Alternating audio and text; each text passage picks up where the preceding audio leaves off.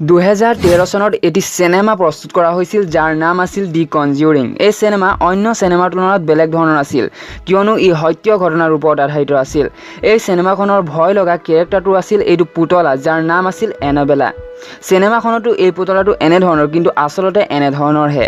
এই সিনেমাখনক বেছিকৈ ৰহস্যময় বনাবৰ বাবে এই পুতলাটোক ডাইৰেক্টৰে ইয়াক ৰিডিজাইন কৰোৱাইছিল, কিন্তু আচলতে এই পুতলাটো বেলেগ পুতলাৰ দৰে চিম্পুল আছিল। ভিডিঅ'টি আৰম্ভ কৰাৰ আগতে মই আপোনালোকক ক'ব বিচাৰিছোঁ যে বহুত মানুহ আছে যিয়ে নেকি ভূতক বিশ্বাস নকৰে। যদি আপুনি ভূতক বিশ্বাস নকৰে তেন্তে আপুনি মই ভূতৰ ওপৰত যি ভিডিঅ' বনাইছোঁ সেই ভিডিঅ'টিক চাই ল'ব, য'ত নেকি মই চাইণ্টিফিকেলিভাৱে বুজাবলৈ চেষ্টা কৰিছোঁ ভূত থাকেনে নাই। যদি আপুনি সেই ভিডিঅ'টি এতিয়ালৈকে চোৱা নাই তেতিয়াহ'লে এই ভিডিঅ'টিৰ শেষত ডেছক্ৰিপশ্যনত লিংক আৰু ওপৰত আই বটনত সেই ভিডিঅ'টি পাই যাব। গতিকে আজি আমি এই ভিডিঅ'টিৰ এনাবেলা দলৰ সম্পূৰ্ণ ৰহস্যময় কাহিনীটোৰ বিষয়ে জানিম। নমস্কাৰ বন্ধুসকল, যোৰহাটৰ পৰা মই ৰোহিত, স্বাগতম মোৰ এই নতুন ভিডিঅ'টিলৈ। বন্ধুসকল, এই ভিডিঅ'টিক স্কিপ নকৰাকৈ সম্পূৰ্ণকৈ চাব কিয়নো এই ভিডিঅ'টিত এনাবেলা দলৰ সম্পূৰ্ণ কাহিনীটো আপুনি জানিব পাৰিব। কাহিনীটো আৰম্ভ হয় প্ৰায় 1970 চন মানৰ পৰা। এজনী ছোৱালী আছিল যাৰ নাম আছিল ডনা। ডনাক তেখেতৰ মায়ে এটি ডল গিফ্ট কৰিছিল। কলেজত থকাৰ পাছতো তাক ডলৰ লগত খেলি সি বৰ ভাল পাইছিল। ডনাই নাৰ্ছ পঢ়ি আছিল আৰু তাৰ এজনী ৰুমমেট আছিল যাৰ নাম আছিল এনজি। তেওঁলোক এটি এপাৰ্টমেণ্টত বাস কৰিছিল। যেতিয়া এপাৰ্টমেণ্টত ডল সিহঁতক গিফ্ট কৰা হৈছিল সেই সময়ত সিহঁতি বহুত সুখী হৈ পেলাই তাক একচেপ্ট কৰি লৈছিল।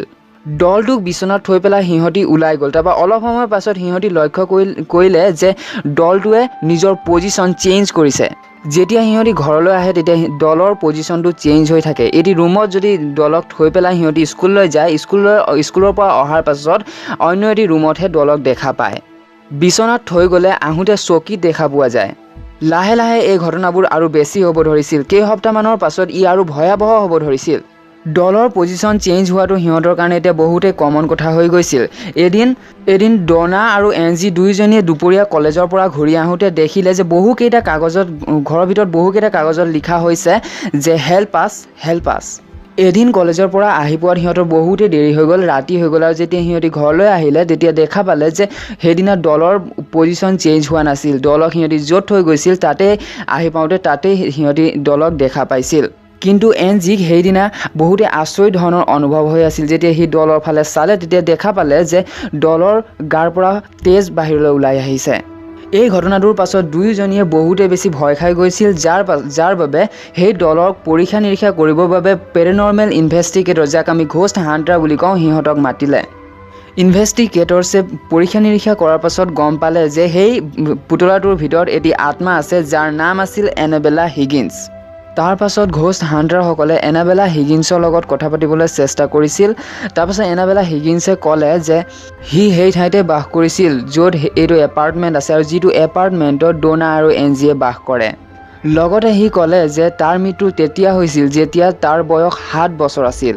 লগতে সি ক'লে যে ডনা আৰু এনজিৰ লগত যেতিয়া সি থাকে তেতিয়া সি নিজকে বহুতেই ছেফ ফিল কৰে আৰু সি সেই ঘোষ্ট হাণ্টাৰটোৰ জৰিয়তে এনজি আৰু ডনাক সুধিছিল যে সি সিহঁতৰ লগত থাকিব পাৰেনে।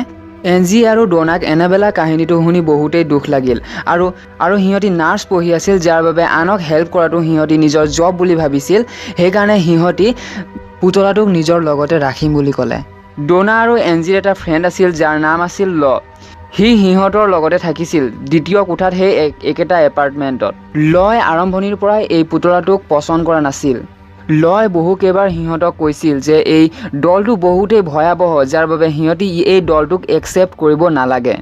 কিন্তু সিহঁতি লৰ কথাত গুৰুত্ব নিদিলে। সিহঁতি সেই ইনভেষ্টিগেটৰ্ছৰ কথাহে মানি আছিল। সিহঁতিতো এইটোৱে ভাবি আছিল যে সেই পুতলাটোত 7 বছৰীয়া ছোৱালী এটি আত্মা আছে। সিহঁতি ভাবিছিল যে সেই আত্মাটোৱে কাকো দুখ দিব নিবিচাৰে কিয়নো সি মৰমহে বিচাৰি আহিছিল। কিন্তু ডনা আৰু এনজিয়ে এইটো ভবা নাছিল যে সিহঁতি ভবা নিচিনা কথাটো যে নহয়। এদিন লো নিজৰ ৰুমত শুই থাকোঁতে মাজৰাতি সি সাৰ পালে।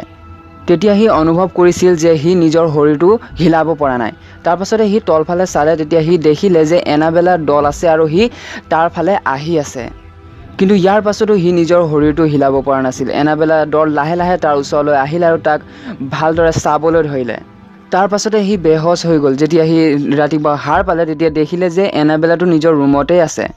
কিন্তু এতিয়াও সি চিয়ৰ নাছিল যে ৰাতি তাৰ লগত যিটো ঘটনা ঘটিছিল এইটো সঁচা আছিল নে মিছা নে সপোন দেখি আছিল সি।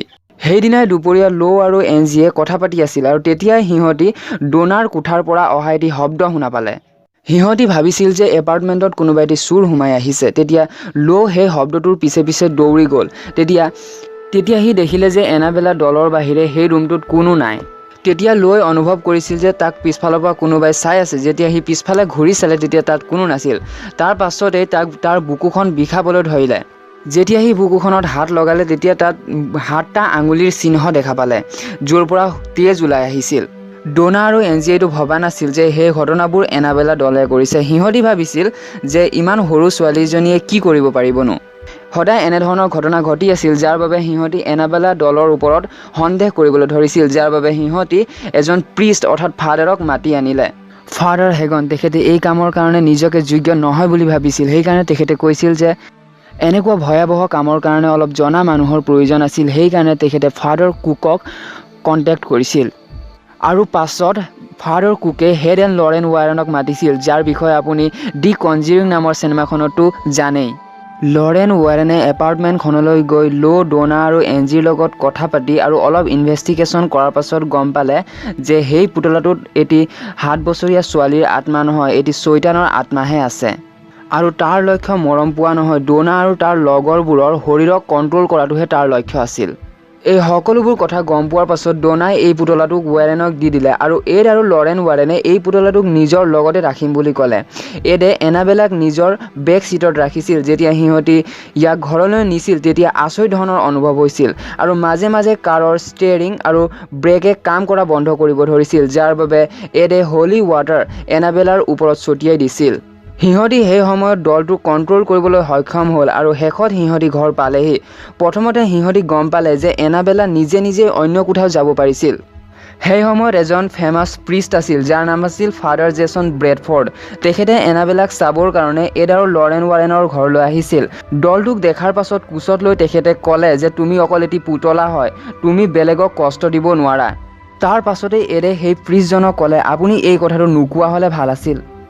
লৰেনে প্ৰিষ্টক কৈছিল আপুনি ঘৰ যাওঁতে সাৱধানে গাড়ী চলাব আৰু ঘৰ পোৱাৰ পাছত ফোন এটি কৰিব, কিয়নো এডৰ মতে এই কথাটো কোৱাৰ কাৰণে এনাবেলাক খং উঠিছিল। কিছু সময়ৰ পাছত এটি ফোন কল আহে আৰু ফাদাৰে কৈছিল কাৰ এক্সিডেণ্টত তেখেত অলপতেই বাচিছে। তাৰ পাছতে ৱাৰেনে ভাবিলে এনাবেলাৰ কাৰণে এটি কেছ বনাব লাগে আৰু তাক এগল্ড মিউজিয়ামত ৰখা হ'ব, য'ত এই পুতলাটো আজিও আছে। বৰ্তমান এনাবেলা এতিয়া কাঠৰ কেছত বন্ধ হৈ আছে, কিন্তু ইয়াৰ অৰ্থ এইটো নহয় যে সি কাকো সমস্যাত পেলাব নোৱাৰে। কিছু বছৰ পাছত এডে এজন ব্যক্তিক এনাবেলাৰ বিষয়ে কৈছিল। তেতিয়া সেই ভিজিটৰজনে এনাবেলা ডলৰ ওচৰত গৈ জোকোৱাৰ সুৰত কথা পাতিছিল আৰু তেতিয়া সেইজন ভিজিটৰ ৰাতি নিজৰ ক্ল'জ ফ্ৰেণ্ডৰ লগত বাইকত ঘৰলৈ গৈ আছিল। তেতিয়া তাৰ এক্সিডেণ্ট হৈ গ'ল। কিন্তু আচৰিত কথাটো এইটো যে তাৰ ক্ল'জ ফ্ৰেণ্ড বাচি যায় আৰু ল'ৰাটোৰ মৃত্যু হয়। তাৰ ক্ল'জ ফ্ৰেণ্ড যি বাচি গৈছিল সি ক'লে যে সি এনাবেলাৰ বিষয়ে কথা পাতি আছিল আৰু হঠাতে বাইকখন গছত গৈ খুন্দা মাৰে। আজিও এনাবেলা ডলক মিউজিয়ামতেই বন্ধ কৰি থোৱা হৈছে। এনাবেলা ডল পৃথিৱীৰ সবাতোকৈ ভয়াৱহ বস্তুৰ ভিতৰত এটা নহয়, আচলতে সবাতোকৈ ভয়াৱহ বস্তুটোৱেই হৈছে এনাবেলা ডল। আপোনালোকলৈ এটি প্ৰশ্ন যে যদি আপুনি এনাবেলা ডলক চোৱাৰ এটি চান্স পায় তেতিয়াহ'লে আপুনি এনাবেলা ডলক চাবলৈ যাবনে? নিশ্চয় কমেণ্ট কৰিব। যদি আপুনি ভূত থাকেনে নাই সেইটোৰ ওপৰত প্ৰস্তুত কৰা ভিডিঅ'টো এতিয়ালৈকে চোৱা নাই তেতিয়াহ'লে ডেছক্ৰিপশ্যনত লিংক আছে, আপুনি গৈ পেলাই চাই ল'ব, য'ত মই আপোনালোকক কৈছোঁ যে চাইণ্টিফিকেলিভাৱে কৈছোঁ যে ভূত থাকেনে নাই। লগতে মই সেই ভিডিঅ'টিত বিজ্ঞানৰ কিছুমান ৰুল দিছোঁ, থিয়ৰী দিছোঁ, বিজ্ঞানিকে কি কয় সেইটো কৈছোঁ। আপুনি তাৰ পৰা সম্পূৰ্ণকৈ বুজিব পাৰিব যে ভূত থাকেনে নাই।